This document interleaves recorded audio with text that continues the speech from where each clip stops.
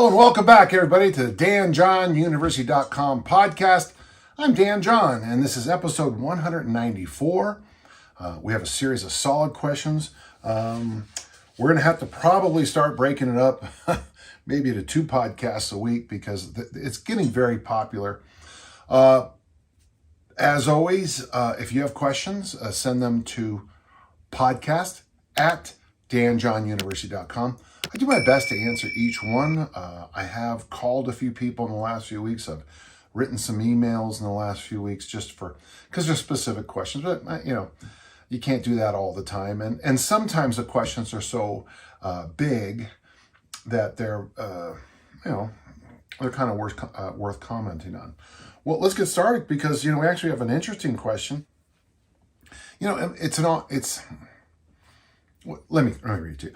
Alfonso asked this: I was hoping you would share your thoughts on moderate alcohol consumption, especially beer, for recovery after a hard workout. The Germans have been known to use it and claim some benefits. So, if you don't mind, let's break alcohol out a little. First off, I don't have any theological issues with coffee. I live in a place where a lot of people don't drink alcohol, and one person told me one time that Jesus of Nazareth didn't drink wine. He just drank grape juice. And I thought to myself, well, okay, that's unusual because, wine has been a part of humanity for a long time. If you look at the world, you'll notice that certain things, you'll find that tea, coffee, hot drinks, and then fermented drinks like wine and beer come from almost every region of the world. And I didn't think it was that big of a deal until I was in a place in the Middle East where I had to make a water decision, and I drank the local water, and I got sick for about 3 years. I should have been smarter and all that other stuff. But so the reason people drink fermented beverages, hot beverages, is because you can't always trust the water supply.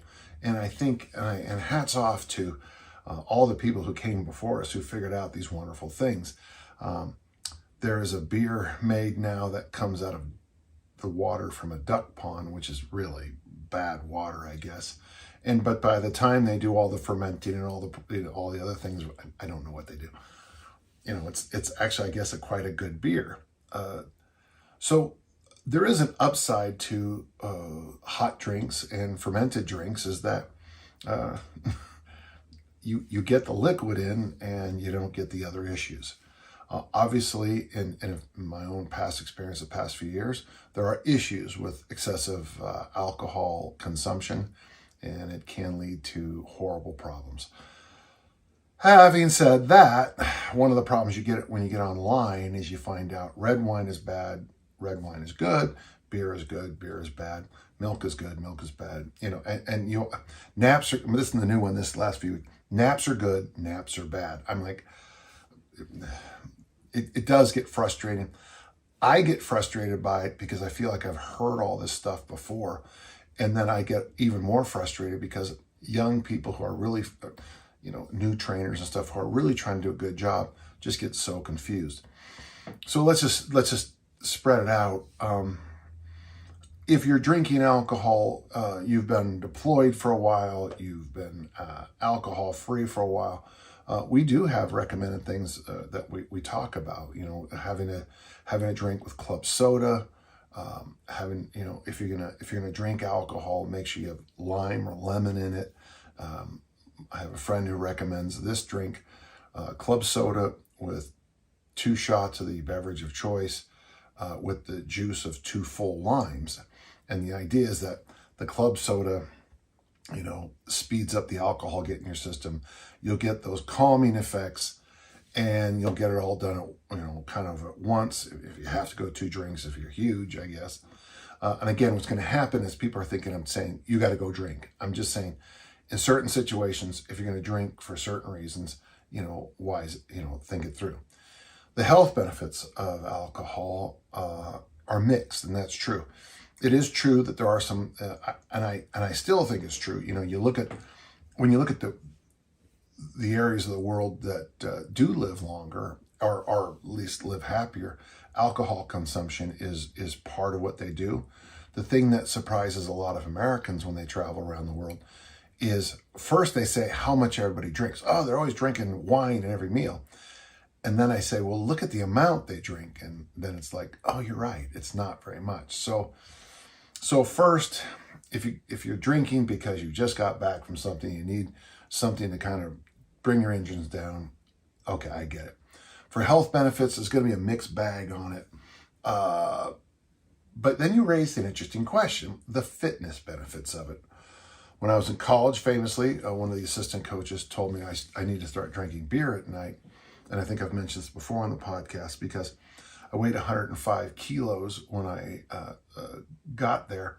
And just a few weeks later, because I threw the shot discus hammer a lot and I Olympic lifted and I power lifted and I did hill sprints, my body weight got down to 99 kilos from my American friends, 231 to 218. And it's really hard to be an elite discus thrower at 99 kilos, 218. So he recommended drinking beer. And weirdly, for the reasons we were doing it, extra calories, it worked out nicely. I'm sure there would have been other things to do, but in 1979, there weren't a lot of options besides food and more food. We had protein, obviously, but it was that soy-based stuff that really, you would never want to stand behind me when I'm squatting. I'll just say that and we'll walk on. Your question about the fit, so there's a great MASH episode where Hawkeye gives up drinking for a while, and then he says, I need a drink. And then he leaves the bar and says, I'll come back when I want a drink. So keep that kind of in your mind on all three of these. If you need something to calm you down and you turn to alcohol, don't make that a habit. For health benefits, if you have a glass of wine at your meals and it allows you to sit down, calm down, relax, interact with your family and friends, I think the interaction with your family and friends is the health benefit, but maybe wine will help that. For fitness benefits with beer, beer can contain a fair amount of calories. Oddly, Guinness has a lot less calories than you think, and some of the other beers have a lot more calories than you think. It's kind of an interesting thing to look at. So you can get some extra calories if that's something you're worried about. My book, 7 Days to Sunday over here, the book that on Wednesday we meet Kenny Avery, which is the reason I threw the discus. They're talking about after the double sessions before the evening meeting, they'd all rush to a bar and drink a lot of beer to keep their weight up in the preseason. We now have so many sports nutritionists and all the rest. We won't really do that anymore. So on the fitness side, okay, you got all those calories, but you also have those, there's electrolytes too, of course, and it's also an analgesic. If it turns your engines down, hats off to you. I think it's a great idea. I've been to a lot of Highland Games and track meets where we've sat down after and had a couple of beers or have a couple of drinks, and sitting down with your competition after an event and having a beverage or two, like a family dinner. All of a sudden we start talking, and all of a sudden kind of the walls drop, the fists come down, and we start treating each other like good people. It is still one of some of my best memories of Highland Games, is just hanging out with Ed Cosner and all the rest of them and having a beverage and just talking about life and everything else. It was great. So mentally, I broke the answer out for you, Alfonso, into 3 parts with the asterisks there, read the bottom of the page. You can do some serious lifetime harm with alcohol or any beverage. I'm not preaching. It's my experience, and I'm sure everyone listening and watching's had the same somehow. Alcohol can be bad. It could be it's like everything in life. Everything is good or bad, which is of course why the internet exists. Squats are bad, squats are good. Deadlifts are bad, deadlifts are good. You know how it goes. I would say yes, there are benefits. And right now in 2023, there might be, I'm going to say, safer benefits. But it is hard to argue that, if you're sitting around and You pass, you got a couple of friends and you pass around a 6-pack after a competition and you talk. It's nice, and it sometimes makes it all worth it because it is hard. I've been going through some of my older journals and just the number of hours I would spend. So when I threw the discus, it took me, once my right foot came up, it took me 1.6 seconds to deliver the discus. So, I mean, a typical track meet had me about, 9 seconds of activity, 8, something like that, nothing. So, you train for 8 years for, 1.6 seconds. It's kind of nice to be able to sit around and talk to other people who've gone through that same thing with you. It is true, by the way, in the Olympics, that alcohol is banned in certain sports because it is a performance enhancer. If you need to, but of course the idea is and it is actually, it's a shooting events, and you want to get yourself in a certain level. Of course, the devil is in the dosage. So I hope that helped. Kind of an interesting way to start our podcast today, but thank you.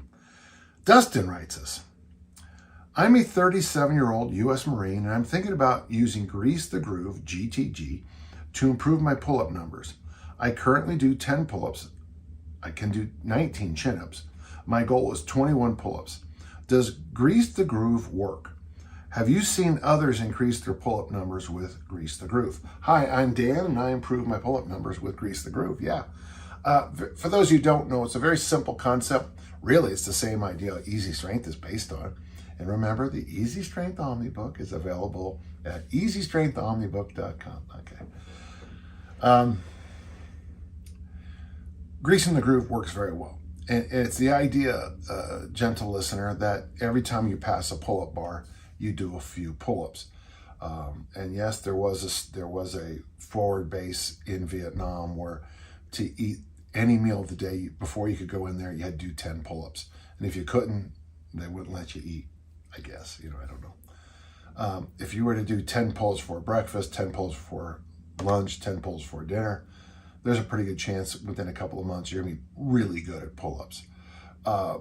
In the same way repetition teaches us, the humans, just about everything, what we're doing is we're increasing the base of the number of pull-ups we're doing. Now, with you at 10, I would recommend maybe, so if you want to get up to 21, I mean, I've read some math things on this, but what I found is this is better. You want to do 21, let's just pick a number. And I'm just going to say the number is 3. So several bouts a day in the first couple of days, I would like you to do sets of 3 and totaling up to 21 reps. In fact, that's not a bad idea at all, is to do a couple sets of 3 every day. Don't even get close to failing. Don't even get close to struggling. And I would, if I could, if I were you, I'd pull myself, since you probably can do 3 pull-ups, probably nothing. On those pull-ups, try to get a little bit higher, a little taller, maybe even hit the chest. If you can get your elbows back at the top, even better. So you're pulling up here and, getting yourself even higher. I mean, as you go lower and lower, even better, though you might not be built for that. One thing I'm cautioning you, Dustin, to stay away from is middle-age pull-up syndrome, MAPS. If your elbows start to bark at you, you got to stop this program. Usually people get MAPS when they go to failure on pull-ups. Now, since you can do 10 and I'm asking you to do 3, so over the day, ideally over the day, you'll do 7 sets of 3.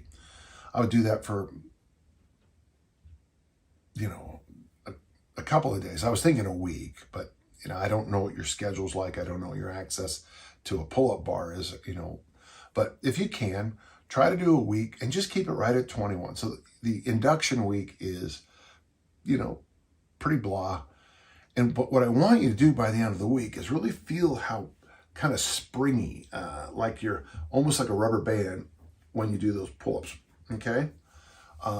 Week 2, you have 2 options. I wouldn't go up to 4 yet. What I would do if I were you, if you can, add another round or 2 the second week. So get yourself up to, sneak it up on 30 pull-ups. 30 pull-ups in a day doing sets of 3. You could, in your workout time, say like you're working out for an hour, maybe every 10 minutes you could do a set of 3 and just throw it in. I mean, you squat, you're doing 5 sets of 5 in the squat. When you get to set 3, you do 3 pull-ups. Nothing, doesn't hit any inroads on your body and all, you're fine. So maybe even have a little beeper or something while you're working out. If you're working out for an hour, try to get 6+ bouts of the 3 pull-ups and then spread out 3 more throughout the day. So in week 2, I'd like you starting to sneak up on 30 total reps. And if it takes you 3 weeks to get there because of time, that's fine too. After you get to about 30, then I'd like you to slowly edge up to 4. So, you're doing 30 total reps, but you're doing sets of 4, sets of 4, sets of 4. It's not going to work perfectly, but get yourself around that 30 number. Then do sets of 5, do sets of 5, do sets of 5. Get yourself around that 30 number, okay? Give yourself about, I'm thinking about 3 weeks of just this. And in this first 3 weeks, Dustin, it's not about crushing your pull-up number. The first 3 weeks is getting used to doing pull-ups throughout the day. So you could probably be fairly dressed. You might have to take off your jacket to do them, but you could probably be in a dress shirt and a tie and get 3 pull-ups in. The reason I say that is when I taught at one high school, when I first experimented with this, I used to do pull-ups in a tie all the time. The thing about 3 and 4 and 5, I never even broke a sweat doing them. It's not like I never broke a sweat. I didn't have time to break a sweat. I'd jump up, 1, 2, 3, jump down. I'd go, whew, because your heart rate jumps, but there's nothing else. After about the 3rd week, maybe even the 4th week, if you're struggling at all, then I want you to start thinking about, slowly doing something along these lines. Since you can do 10, I'd like you to do, okay, so this would be week 4 or week 5, depending on how things go. What I'd like you to do then is change and start doing an actual workout. We've done Grease to Groove for 3 to 4 weeks, and now it's time to start training it, okay? So if you can, and I don't want you to do 10s, let's just go to 8s. I want you to do, and this is the very simple program, I want you to do a set of 8, 8, 7, 6, 5, 4, 3, 2, 1. The next day or 2 days later, 8, 8, 6, 5, 4, 3, 2, 1. I think you can figure out where this is going. 8, 8, 7, 6, 5, 4, 3, 2, 1. 8, 8, 8, 5, 4, 3, 2, 1. And what you want to do is build yourself up to that you're doing 8 sets of 8 before you make a decision. Now, go for about 2 weeks on that. That one, is that going to work out? It might be 3, I'm sorry. Once you get yourself into a situation where you're doing 5, 6, 7, 8 sets of 8, take a day or 2 off and then test your pull-up. We're looking at about a 2-month commitment here. I think you'll be fairly close to getting your goal. In fact, there's a good chance you'll whip through it from the experience other people have had doing Grease to Groove. So what I'm asking you to do then is get yourself into having multiple bouts of pull-ups every day for 3 to 4 weeks. Then after that, have a workout session for 3 to 4 weeks where you're just playing with those sub-max numbers, but increasing the total volume. If that doesn't work, what we can do is another round of it. So when you do this test day after about 8 weeks, if that didn't work, you didn't get your 21, and that's fine, then I would recommend maybe 2 more weeks, but this time doing sets of 5, 5 to 8 to 10 times a day for maybe 2 weeks. And then after the 2 weeks, I don't want you to go 10, 9, 8, 7, 6, 5, 4, 3, 2, 1. The volume would be crazy. But maybe we can come up with an idea somewhere between 30 to 40, maybe even as high as 50 reps, but where you're playing with that number of 10, 11, 12 reps, and you just keep hammering those home. Maybe as few as 3 training sessions a day. Try to get 2 sets of 10, 3 sets of 10, 2 or 3 times a day and grease the groove. That should set you up. And for those of you who missed a point, he said right away, he's 37. So he's starting to get in that age where middle-aged pull-up syndrome might bite him. So it's a very gentle program we're recommending here at Gentle Listener because of his age and probably some of the baggage from being a Marine. And there's not, I mean, that's part of the job. So I just want to make sure you get there. And if that couple of month approach, that gentle, kind of from the book, run gently, run long, pull up gently, pull up long. If that doesn't work, then maybe you should ask somebody on another podcast. But I'm pretty sure it will, okay? And get back to me. I'd like to know how it goes, okay? Thank you.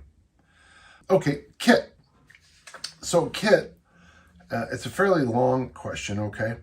But let's listen. I have a 16-year-old son who got introduced to weights over the last year and a half through some high school and local gym workouts. Good. Unfortunately, his high school doesn't have any kind of formal strength program in place. I'm sure he's getting some benefit, but the workout feels very random and hodgepodge together. It's been a series of some workout of the day sessions that have taught him some technique, but there's no testing or adapted program to follow. He's ready for more. So on to my question. Of course, I was a strength coach at high schools for a long time. And I got to tell you, sometimes you do feel like you're just doing your best. So hats off to all of our high school strength conditioning coaches because, my athletes would get pulled out of my strength class because, the counselor would say, well, it's not very important. And I kept thinking, well, yeah, but this kid wants to go to school as an athlete, go get a scholarship as an athlete. This class is as important as any.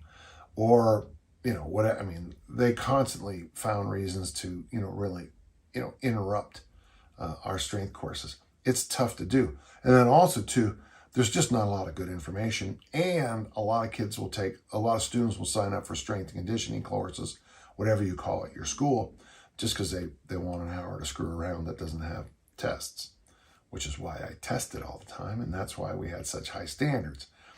After I had students tell me that the standards in my class were higher than, just about anything besides like physics and math. And I was very proud of that. We expected a lot and got a lot because of that. It was a bit of a riff. Let's get to your question. I came across a 2007 article of yours when you outline a teen workout calling for the Southwood program for 3 weeks, followed by the Big Five. Since the article is dated, I'm curious if you had any new thoughts or changes or enhancements to the program, or do you love it today just as you did then?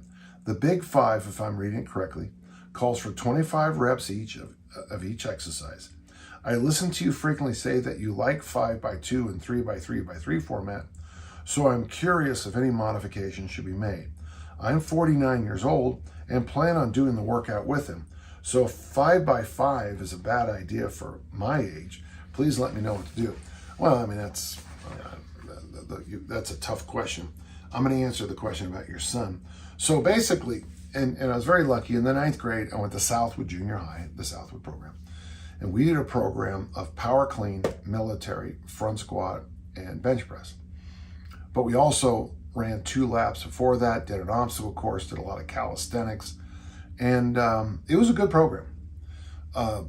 They would set out, my memory might not be perfect, but let's say they set out 15 bars, okay? And the weights went from, it's 9th grade program, so say 25 pounds to 100 pounds and 5-pound jumps, okay? Nothing huge. So if I was at 1 bar, it would be me and my cohort. So that'd be 4, there was 4 of us per bar, which was great, actually. I would do 8 power cleans, B would do 8 power cleans, C would do 8 power cleans, D would do 8 power cleans. I do 6, 6, 6, 6, 4, 4, 4, 4. We're done. Then we clean it and do 8 presses. 1, 2, 3, 4, 5, 6, 7, 8. B 8, C 8, D 8, 6, 4, 3. Then we do front squats and then we do bench press. Now this is why I like the program On the bench press, we didn't have, it was just a bench. There was no racks. So one person would pick the weight up, the other two people were your side spotters. And this is where I learned that you don't mess around. It was Southwood. We'd have kids who screwed around. In fact, I'm thinking of one person who always screwed around in the weight room and was always getting corrected. By the way, this isn't correlation or causation, but he ended up having a terrible life. And I can remember thinking when I was, kind of younger, like, yeah, no discipline in the weight room. I don't know if that's true, but because life will kick you in the face. Now, here's what happened. If you did all 18 reps and all the 4 exercises, you moved up to the next weight the next time. So it was pretty simple, and people were switching groups constantly. I kept striving to be on the heaviest weighted group, and we just kept doing that constantly, kept trying to go higher, up higher and higher and higher. And it's, there's nothing fancy about the program. When I used it in the high school setting with my 9th graders and sophomores, very quickly I realized after about 3 weeks, you pretty much tap the program out. So what I did then, the first go around, is I added the deadlift. So we kept power clean, military, front squat, bench press, deadlift. And then I began to pick up that we needed to be able to test this somehow. And I tested things. By the way, with the deadlift, there was now 5 exercises, still 8-6-4. We needed a way to test if they were getting stronger. So we slid over to the workout you're talking about, the big 5. And that'd be 5 sets of 5, all those lifts. So that's a hard workout. Power clean, military, front squat, bench press, deadlift. That's a lot of work. And then every other Wednesday we did 5-3-2. So a set of 5 with your working weight, a set of 3 heavier, and and the only rule we had was you had to make the double. And I would write down what the athlete did on the double, and I could see very quickly where the progress was coming. In fact, it was, some of the kids, had some bar fears. They wouldn't want to pull those big weights, and I understand that. And then other kids would get a single and, strut around the gym, and, I said 2, and I said 2. And so a lot of people, we used to call the phrase used to be fuzzy logic. A lot of people with fuzzy logic, their maxes. I make the joke all the time about, the strongest person in a high school weight room is this person who spots the bench press, because they're deadlifting the weight off the chest all the time. And then the person benching is counting that as their max. So yeah, I would still say for the adolescent athlete, the 8-6-4, sliding over in the 5x5, and then reasonably backing the weights off, the reps and sets off over time is a good idea. So you can do the 8-6-4 program for a while, the 5 sets of 5 with that 5-3-2 day mixed in. But then pretty soon you're going to have to run yourself into a more traditional program. Where we ended up, I'll just give you an example how I would work it. Week 1 would be like 3 sets of 3. Week 2 might be 5 sets of 3. So more volume, maybe more load for some, but more volume. And then you'd flip that in week 3, 3 sets of 5. And then, of course, more volume, 5 sets of 5. You could probably do that for 2 rounds with a high school athlete. And then from there, you might want to get yourself on a more, a program that is going to push the bigger numbers. Honestly, 3 sets of 3 is just fine. Now, as for you, with your age and everything, 49, yeah, I think a program like that would be fine, but you're going to probably need a little bit more hypertrophy work, hypertrophy reps. So, you could do the same. You could learn the lifts for 2 weeks, do the Southwood program for 2 weeks, and then slide yourself into that 3 sets of 3, 5 sets of 3, 3 sets of 5, 5 sets of 5 thing for a bit, and then jump up to the week 1 being 3 sets of 8, Week 2, this would be interesting. If you got the time, 8 sets of 3, right? 5 sets of 5 the third week, and then maybe 5 sets of 10 in week 4 to really get the volume up, get some hypertrophy work in. Yeah, I still stand by the program. I've always thought it was very good. I come back to it constantly because it works so well. And I would say, I don't know, Mr. Sinclair and Mr. Freeman, I don't know if they're still on the planet, but I mean, I've taught a lot of people this program, and the benefits from those two have been a long time, and I really appreciate what they did for us. That was a good program and very, very, very valuable.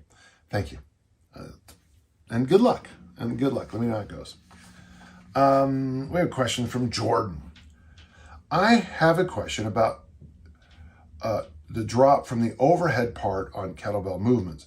Competition and certification tests aside, do you see training value in any of the dropping variations? Single, double, hardstyle, sport style, with or without going through the front rack, with or without a swing?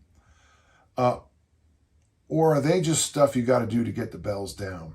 Do you think some are better than others for aging athletes and everybody else? Jordan, I appreciate that question because, you know, when you're with the competition guys, you know, they're in a competition. They have strict rules. They have to be in a weight class. You know, there's age groups, there's gender, there's all kinds of things. Rules. And then if you're like me and you go to a cert with the hard style, you know, then I have to evaluate you, and I have to have you stick to the standards. Now, you're training by yourself in your home gym, and your back is tweaking a little bit. You know, when you're banging that snatch from all the way down here, there's a lot more ballistic hit when it hits the bottom than if you're doing snatches where you bring the weight down, you pop it off like a kettlebell clean, and then you snatch up. So as many questions come, Jordan, it's going to be a bit of a mixed response, a mixed answer from me. I don't really mind what you do, but when you look at what I recommend for most people now, with the kettlebell, let's just say you have the one kettlebell. Well, I'm going to recommend for most people the half kneeling press, the goblet squat into the overhead squat drill. I'm thinking, suitcase carries, waiter walks, rack carries. I'm doing the kettlebell work. Some of the little variations I teach on the swing, like the Bulgarian goat bag swing, same movement, a lot of load, almost no ballistic. When people look at that stuff, it's like, why are you so afraid of ballistic? It's like, well, because, done correctly with appropriate load, appropriate preparation, appropriate, volume, most people probably could learn how to do kettlebells, really high intense, big hitting kettlebell swings and kettlebell snatches, and get a lot out of it. But if you have bad form, a bad day, a little tweak, you were in an auto accident 14 years ago, you got knocked off your bicycle when you were 7, and you didn't know it at the time, but you kind of messed up something, and now at 65 you get a chance to find out what that is. I would say I would err on the side of less of that for most people, which brings us back to your question, Jordan. So I don't mind if you're going to do kettlebell snatches. So you snatch, rack, snatch, rack, snatch, rack to save your spine. I think you can convince me that that's a really good idea. If you're doing it because I don't know, you're lazy or fooling around, I don't know. Then maybe I don't know. Then you always have to ask why you're doing it in the first place. So Jordan, I think it's a good idea, and that's why I think a good coach has so many. Well, I mean, whatever cliche you want, tools in the toolbox, arrows in the quiver, whatever you want to say. A good coach, a good trainer has a lot of things they're very much the same, but they're different. So if you come and train with me, you might see what looks like competition snatches. Sometimes you might see hard style snatches, and you might see that hybrid snatch we're talking about here. I think they're all good, and they should all be in your toolbox, and just use them appropriately. Sometimes I'll answer a question like this, and I don't feel like I really got the answer back to you. But as you can see, it's almost a question like this, Jordan. It's almost like there's this matrix, not the movie, but like there's like, what we're trying to do is find the thing. We're trying to find the exercise that fits the person on that day, with the amount of sleep they got that night, with the road trip they just came off, with cleaning up snow or dog poop for a couple hours. So sometimes getting the exercise to fit the person, where both are a little bit of moving targets, it's hard to answer that. So there are days I'll go into the gym and I'll feel like $1 million, and then I'll start doing something, and like within 15 minutes I'll be like, oh, that's right, I had to shovel snow for 3 days. Because even though I felt great, as I walked into the gym, once I started, twisting and moving, that snowstorm had a bigger impact on me. Or just as often for me, that plane flight had a big impact on me. So just, if you don't mind, if you can remember what I'm trying to say here, that the art of coaching is getting those moving targets to line up. And that's why, as a trainer and coach, when the person gets out of the car and walks to the gym, you're assessing. When they come into the gym, you're assessing. If I say, good morning, champ, how you feeling today? And they look up and go, bleh. Well, might be a great day to go for a max deadlift. Might not be a good day to do high reps kettlebell snatches. It just kind of depends. And it could be also true that you jump out of your car, you speed skate yourself into the gym. You say, you start singing "Gotta Dance," and then you walk over, you trip over a plate, and you're done for the day. Things happen, and what I guess I'm running with on your question, Jordan, and to make it a bigger question for everybody, is that's why you need to know so many exercises and be so fluent in so many different kinds of pieces of equipment. So today I use barbells, I use machines, I use kettlebells, I use bands, I use the hip thrust machines, I use the suspension trainer, and I used all those different pieces of equipment. It's funny, I did a bunch of it. I did 200 hip thrusts. Did I say hip extension? Hip thrusts, I'm sorry. I did 200 hip thrusts today in total, loaded, lot. And then when I went over to the center today, I got in my leg extensions and leg curls, because I'm trying to, I like going for the burn on machines. I think there's value for me at where I'm at my age. So when I say something like that, you understand that I am kind of adjusting everything in real time with what's going on with myself, the equipment available to me, and how I'm responding to things before it. If you start your day off by putting 315 pounds on the squat rack and doing a set of 50 deep, after you rack that, it'll be interesting to see what you want to do for the rest of the workout, because it'll probably be nothing. You had planned to do high rep back squats followed by handstand push-ups against the wall, but you're dizzy and vomiting and you don't feel good. You're gonna have to find another variation than handstand push-ups against the wall. And I know when I say these things, they're so obvious, but that's what the art of coaching is sometimes you have to say the obvious thing. That's a good question.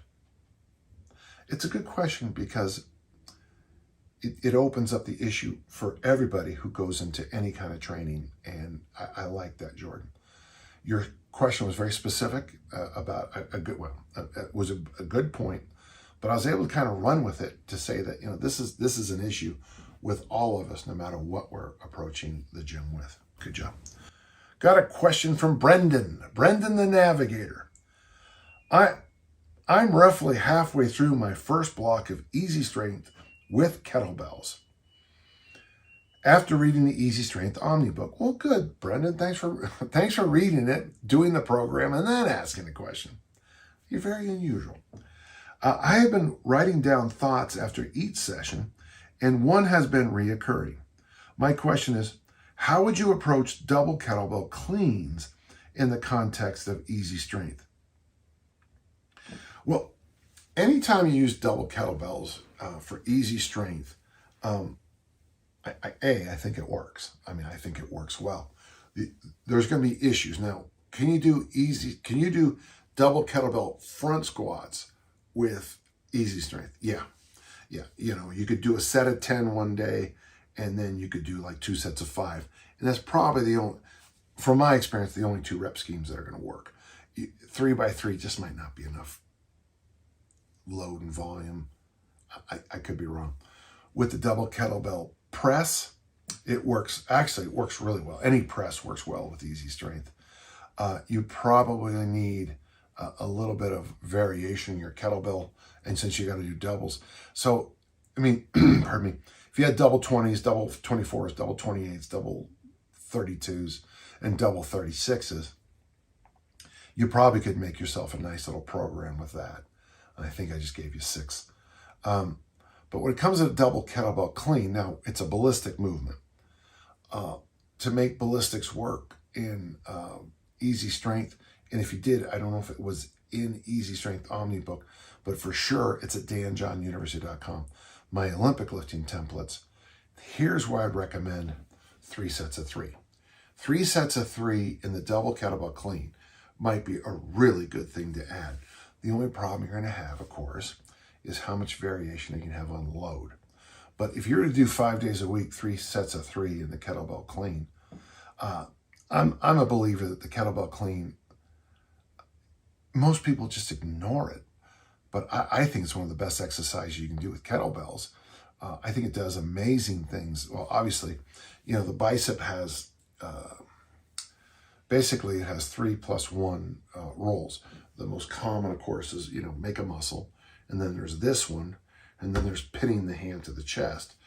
And then when you brachiate, when you climb a rope or do monkey bars, the bicep then starts to act like the hamstring, more like a tendon, and sometimes, if that tendon ligament, than an actual like muscle. The upside about the kettlebell clean is that it works the bicep through all 3 of those major jobs. And oddly, with my experience with javelin throwers, the kettlebell clean seems to help with that brachiating style of thing. Javelin throwers, with my group, we do a lot of monkey bars. It seems to help them keep their shoulders healthier. Again, your mileage may vary. The world record holder in the javelin might ping me a note tomorrow and tell me that's the stupidest thing he's ever heard in his life.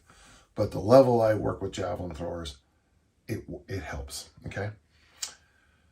So, because the kettlebell clean is a ballistic, think 3 sets of 3, 3 to 5 days a week. I wouldn't go to a bunch of other reps and sets. Just keep it at that and keep practicing. And if you do have heavier kettlebells, don't be surprised after a relatively short amount of time, you might be cleaning the biggest bells you have fairly easily. Ballistic work, when done in easy strength style, this is my experience. You gently prod yourself to better performances. So if you're doing 3 sets of 3 with the 24s and 5 days in a row, and next Wednesday you pick up the 36s, you might get a set of 3 shockingly easy with the 36s or the 40s. And it's because you've been gently nudging yourself to improve versus trying to, punch sledgehammer your way to success. In my life, I have discovered that nudging can get you successful just as fast as sledgehammering. okay? And if that's not a word, it should be. Brennan, that's a good question. And what's interesting thing about it is I think I have experience in the gym with what you said, but I'm not sure I've ever actually put it all together until the question. So thank you. Okay. We got a question from Jesse. It's too bad it's not from Jesse's girl. All right, bad joke. I've been doing easy strength for a bit now, and I love the simplicity and effectiveness. I've been thinking about training for more explosiveness as I'm preparing for a spring flag football league. What do you think about adding chains to squats and easy strength and doing banded fast eccentric swings? Do you think this would help benefit speed and athleticism? Well, Jason, you might not know this, but I've said many times in my career, people say, well, if you could change one thing, what would it be? Oddly, it'd be this. I would have used chains on every squat, front squat for sure, back squat for sure, overhead squat, we'll see, my entire career. I would have bench pressed, inclined, and military. I figured out a way, I had this metal milk crate that I used to sit down on and do military presses. And it was great until the wires started breaking, and these were thick wires and you didn't want to sit on that anymore. But if you sit low enough, if you can find a bench low enough and you can sit on it, chains work great for militaries. So all presses, practically all squats, and maybe even most deadlifts, I would have used chains. Chains are amazing. We have a great set in my gym. I get mine from Bigger, Faster, Stronger because the chains are also collars. So you get the twofer on that. They hold the weights on, I don't need it, and then, so they're collar. And the other thing I like about them is they stay in place versus sometimes if you don't have chains on correctly, they move a lot on you. And I love it when people say, no, it doesn't. Now I'll watch these videos online and the chains are going everywhere. Yes, I do think chains and banded swings have great value. Let's continue your question. I'm not going to answer the other question, okay? Easy strength for athleticism is what saved my career. I was out with a couple of friends. One of my friends is a two-time Olympian. Another one has multiple gold medals at the Olympics. And they're at the age I was when I had my best year as a thrower. And they're like, well, what did you do? When I said, well, okay, here's what I did. I did 2 sets of 5 and, 4 exercises and then some ab wheels. And then I did loaded carries and I did sprints with sleds. And so I did easy strength with loaded carries. Well, if you look at the bulk of the loaded carries I was doing back then, now with the Prowler or the Predator, those are those things the little sled you can push. Now, the sleds you can push and the sleds you can pull. Just don't overload them. I hate that. How are you supposed to become explosive if every rep is But the sleds and the Prowlers and the fast work really changed my life. Hill sprints are wonderful. So what I would argue, I would offer for you to do is keep doing your easy strength and then try to up, and if you're playing flag football, I would imagine, this is my experience, suitcase carries, sled pulls, hill sprints were the best way for me to condition. I played late into my 40s in American football. And what I realized after a while, if I did wind sprints or I did a whole bunch of patterns, wide receiver, a bunch of crossing patterns and stuff, it would really take my legs down. But what I could do is play catch and work on the things, I would practice catching 5, 6, 7 days a week, but I would get my work in on the hill sprints. And the reason I did that is I knew that I would never get hurt running up a hill. And that's me. I also never got hurt sprinting with a sled, ever. The cover of Never Let Go, which is what this piece of art is, okay, which is amazing. This is me at that time. I've got a heavy backpack on. I'm carrying a sandbag, dragging a sled. I found that to be one of the best ways for me to prepare for not only Highland Games, especially the caber toss, but also for American football. I really thought there was value to that. It felt like the game feels when, people are putting their hands on you, trying to slow you down, and you just keep driving ahead. Yes, easy strength, but don't make it too complicated. Easy strength in your workouts, 2 sets of 5, set of 10 in the ab wheel.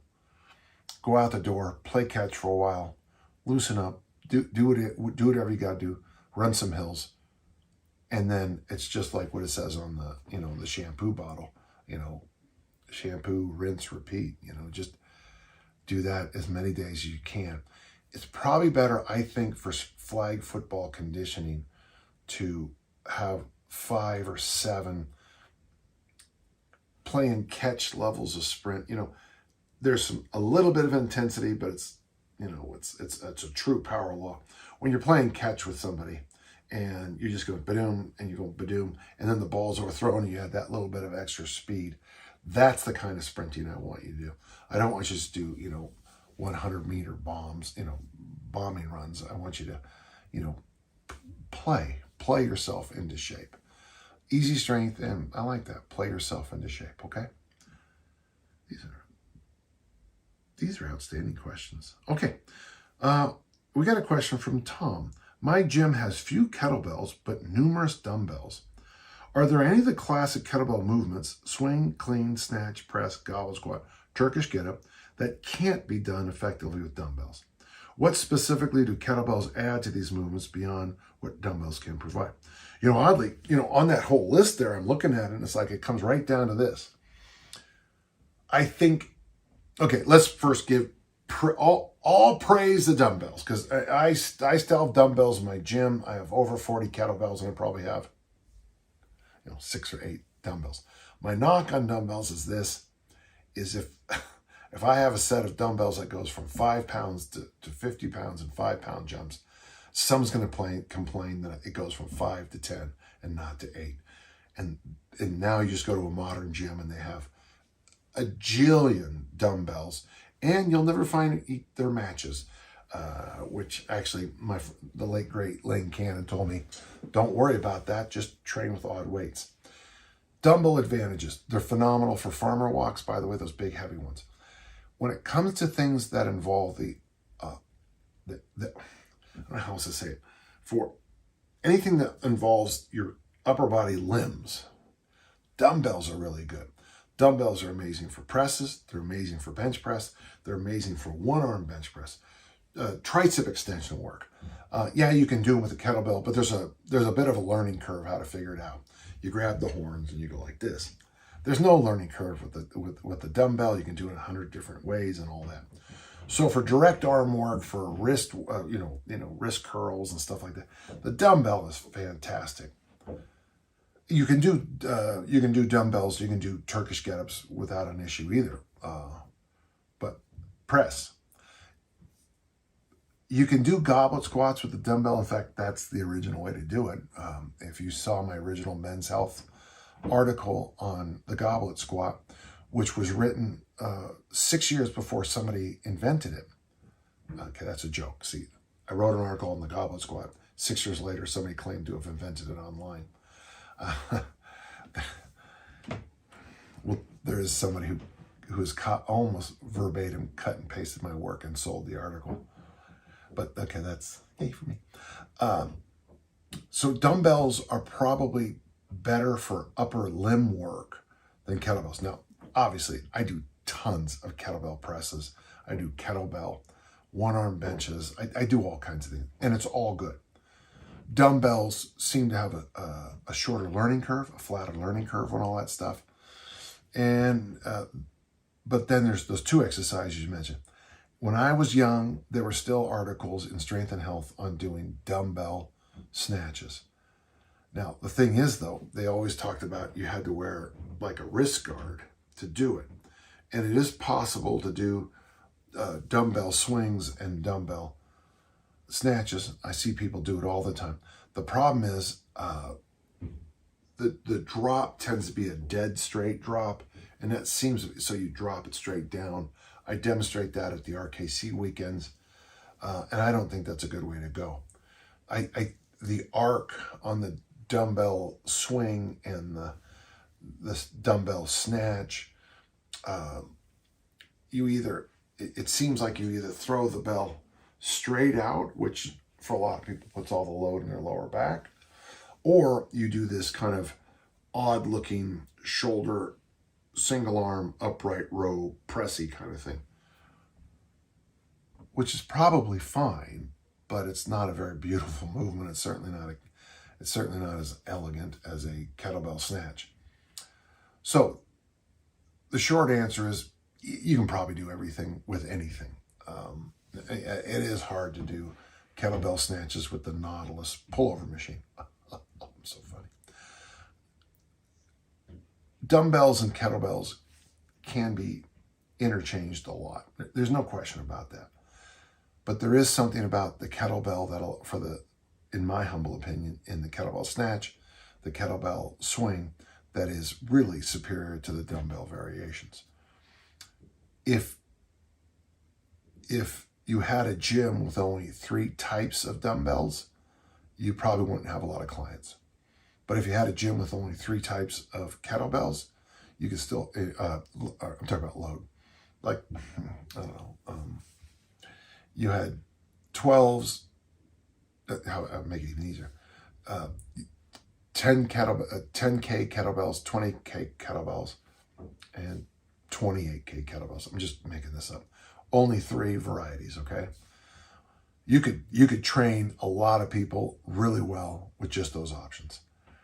The dumbbell, you need a lot more dumbbells than you do kettlebells. And that is something to think about if you're opening your own facility. Tom, that's a good question. Tom, this is the kind of question I wish people had asked me at the certs, because in about a 5-minute period in real time, I could show you the variations. Listen, I know this comes off as I'm a big fan of everything we do in every training facility. But what I think a lot of people miss, Tom, is that, if you have a multi-billion-dollar facility and your buddy has a garage gym where he's cobbled together, 3 pieces of load, you're going to have different workouts, training sessions. Oddly, the person with less options tends to usually train harder than the person with more options. So what I want you to think about in the back of your mind is you've got a good gym, and make sure you enjoy it and use all the options, okay? Hey, that was good. That was good. Episode 194 in the books. Again, if you have questions, email them to me at podcast@danjohnuniversity.com. Each and every week I sit down and I do my best to answer them. And until next time, let's all keep on lifting and learning. Thanks, everybody. Bye-bye.